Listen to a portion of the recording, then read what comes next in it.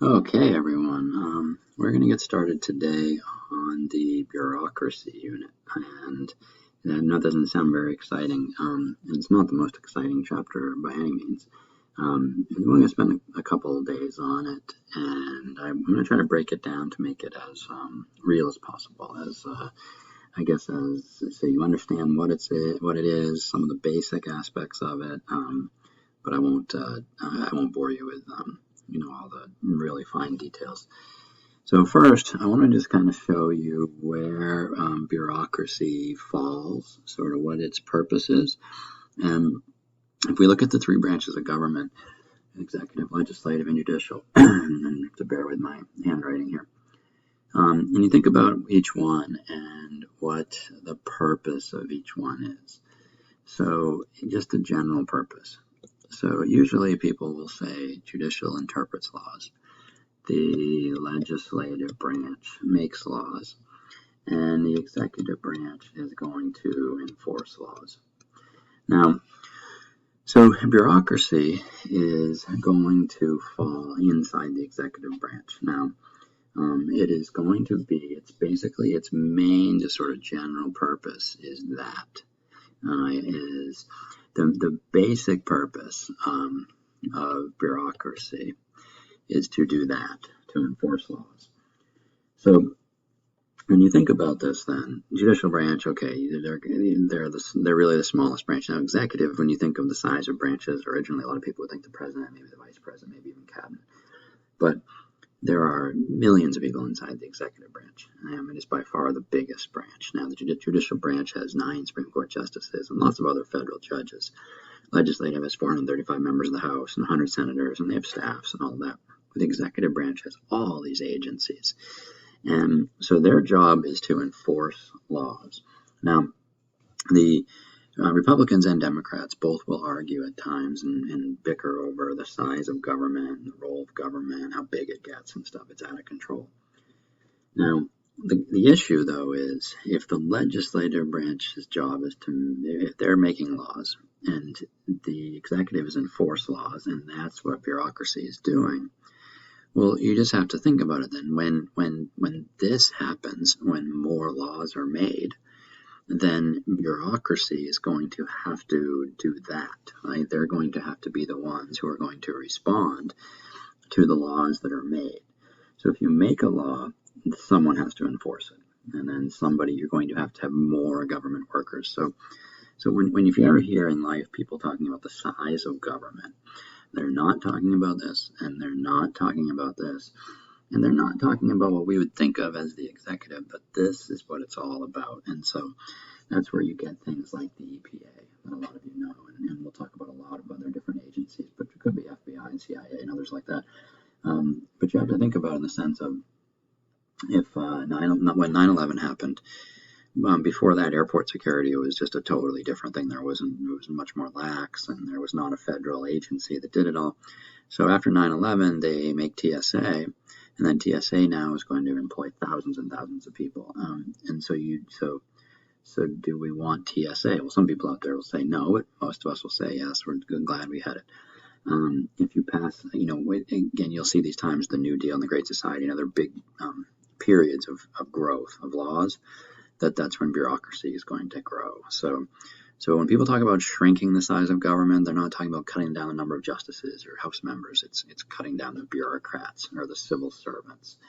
So now we will go to just this, really this first slide, I guess, with bureaucracy. And I just wanted to kind of just give you the basic textbook definition. The bureaucracy comprises units of the executive branch organized in a hierarchical fashion, governed through formal rules. So it is inside the executive branch, and it enforces laws. The spoils system is just a vocab term, so you guys may know this one, but that is just comes from the saying, "To the victor go the spoils," and that's the belief that when the president wins an election, he won, so he gets to appoint people, friends, supporters to certain positions. Andrew Jackson was very infamous for that. And so what happened, I won't get into why the need, but the Pendleton Act was passed in 1883, and that basically is going to make it so, yes, you can still appoint people who you feel like they're loyal to you, but before the Pendleton Act, it could just be friends and whoever. The Pendleton Act is going to switch, though, from totally the spoils system to a merit-based system. And this often is on the AP test, the Pendleton Act. So it's going to make it merit-based. And what that is going to mean then is you're going to have to prove that you are qualified for the position that you have. And that's often done through tests. Now, that sometimes won't be like the cabinet head and the secretary of a certain department. But definitely a lot of the lower level workers are all going to have to pass tests.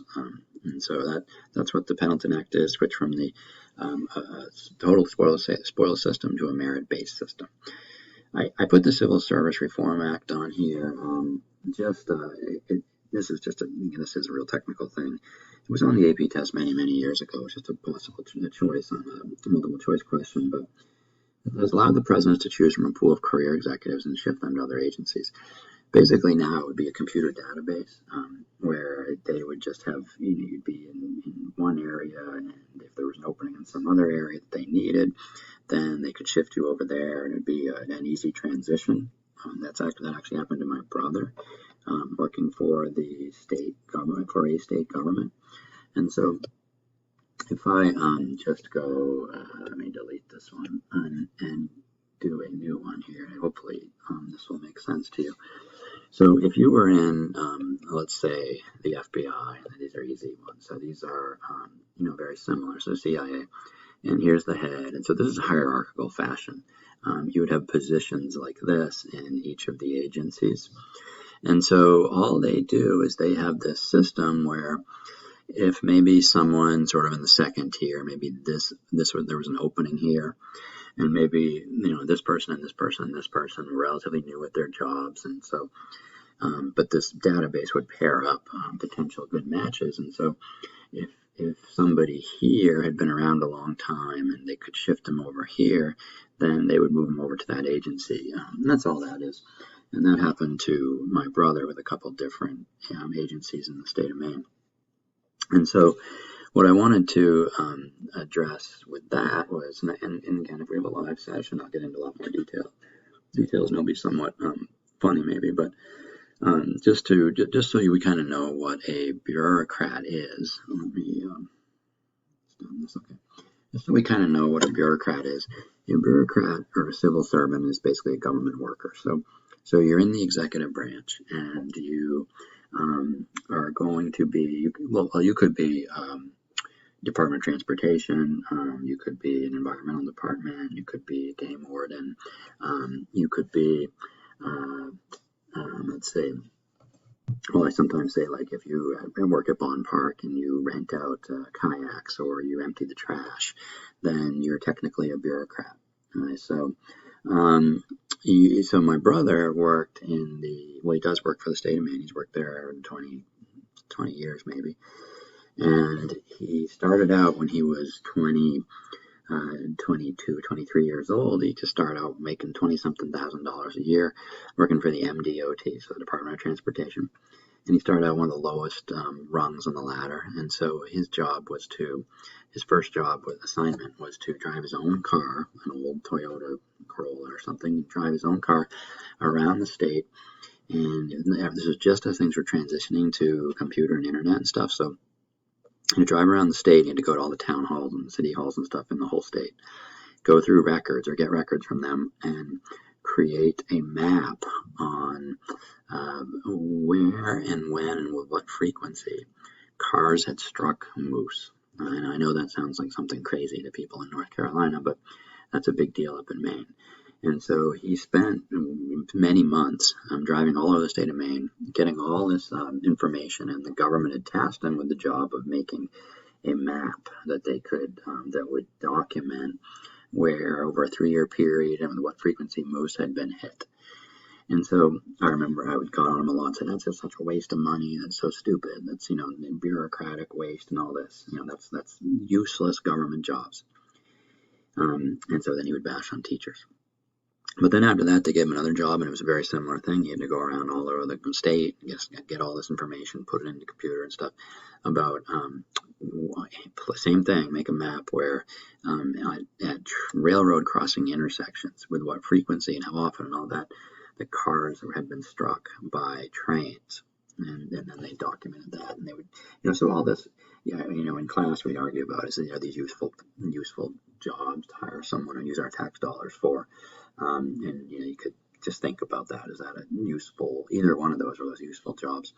And then he eventually did the similar thing with dangerous intersections. He'd make recommendations on all these things of what we could do about it. So those, and eventually though they had an opening in an environmental department, and so they shifted him over, and he's now sort of more of a bigwig, and he buys land to conserve for the state of Maine. So that job has switched several times, and he's been a bureaucrat for the state of Maine. So that's what that is. And so I just wanted to show you something. Back to this though, I'm not going to really worry right now on my online version of these three things on the bottom: initiative, referendum, and recall. But I wanted to finish with this slide, or maybe the one after. So just for, I guess, amusement's sake, here's the map that he created. So he actually sent me a real version I had up in my classroom for a couple of years in North Carolina. But you see, he basically took the state, and every red dot is where there was one instance of this happening over that period. And then the different colors up to yellow, which was there were 5 crashes at basically the same spot. And so you take this information, you can see the scale of a full-grown moose versus a person versus a car there too. And he has all kinds of other information on here, but so they hired him to do that. And again, it may seem to some like a useless job, and others it may seem very valuable. But this is the type of thing sometimes these bureaucrats do. Right now I'm getting get inspections done for trying to finish the top portion of my garage, make a bonus room, and I've had several inspections. So the guy who does the inspections is a civil servant or a bureaucrat. We've had several boys from one family. Many of you may know Andrew Bowe or Thomas Bowe. Their older brother is Daniel Bowe, and their dad works for, I guess, the Department of Transportation, but he monitors a lot of the intersections in Cary. So he'll sit places and look at all these screens, and it will be live shots of some of the busier intersections in Cary, and so they'll adjust the length of lights from going red to green and all that. And sometimes he has to go out and videotape or monitor sort of live some of these things. So that's a bureaucrat. So the thing is, when you talk about size of government, should we shrink government or what? It's easy to say we should shrink it, but then when you shrink government, you're talking about cutting people's jobs, real people. And so government continues to grow, and it's very popular to say shrink it. So I think it is there. It's very tough to find a balance there. So anyway, I am going to, I guess, you don't need to look at these next few slides about moose, but usually when I'm live session, I'll get in a little more detail and kind of amuse people with that. But anyway, we will stop there. So I appreciate all of you paying attention, and we'll be back to either 1 or 2 more days on bureaucracy tomorrow. Thank you.